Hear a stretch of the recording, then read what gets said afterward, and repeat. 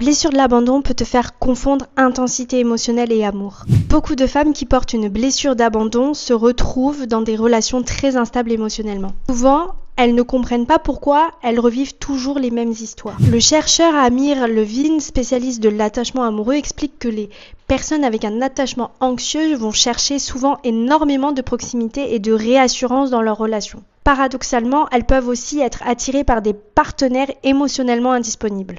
Pourquoi ? Parce que le cerveau cherche inconsciemment ce qu'il connaît déjà émotionnellement, même si ça fait souffrir. Alors, on peut se retrouver dans des relations où l'autre souffle le chaud et le froid, où on sait jamais vraiment où on est, où il y a beaucoup d'angoisse, beaucoup d'attentes, beaucoup de manque. Quand l'autre revient enfin, eh bien le soulagement émotionnel est tellement fort qu'on doit ressentir de l'amour intense. Nicole Lepera, qui est une psychologue, a expliqué que le calme peut sembler ennuyeux pour un système nerveux habitué au chaos. Ça, c'est extrêmement important à comprendre. Quand on a grandi dans l'insécurité émotionnelle, le cerveau, lui, peut associer inconsciemment l'amour à l'attente, au stress ou à l'instabilité. Une relation saine peut sembler moins intense simplement parce qu'elle est plus stable. Il y a eu plusieurs études qui ont été faites, notamment celle de Naomi Eisenberger, sur la douleur sociale. Ils montrent que le rejet amoureux active dans le cerveau des zones proches de celles de la douleur physique. Donc oui, l'abandon peut réellement faire mal dans le corps. La guérison commence souvent quand tu